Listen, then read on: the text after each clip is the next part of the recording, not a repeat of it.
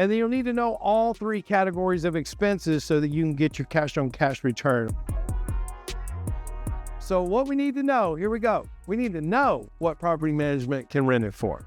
We need to know the current rents on the property when we're talking to the seller or whomever is selling it. We need to know how long the tenant has been renting it. 6 months, 3 months, 8 months, 12 months. This is a big one. Write this down or put a star next to this. When we're talking to somebody and they say to us, oh, we just moved them in. They just signed the lease last week. What do we know now? We got a whole year we got to deal with them. So if they signed them up for a lowball rent, then what do we know? We're going to be stuck with this tenant for a year on low rents until we can turn it to get high rents, right? So it better make sense and work. This is why we got to know that. The term of the lease agreement, is it a month to month, 6 months, 12 months? Are the rents low? That's a big one, because that's going to be part of my team and my research. Fill a vacancy. This is where management comes in. How long in that area does it take to fill a vacancy? Zach, right now, if you can give us that property, we can have it filled next week. Perfect. Zach, right now, there's 22 other houses in that neighborhood trying to get rented.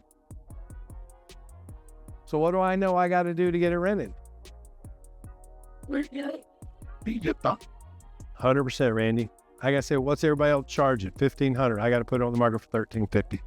So I got to make sure I'm buying it right for $1,350 for that first year before I can start raising rents. You guys follow me? So that's why we just got to know how to take this data in and use it. Capital cost, that's a big one. If you're using money to buy a property, the number one expense you're going to have on buying a rental property is going to be what? The debt service, the mortgage payment. Number one expense, okay?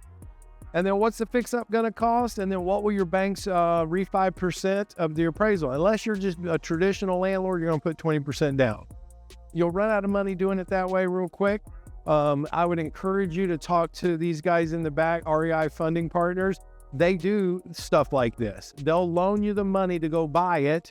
So as long as you can get to a bank and get them refinanced out, because trust me, when you're using alternative funding, it's not the funding you typically want for a long-term hold, okay?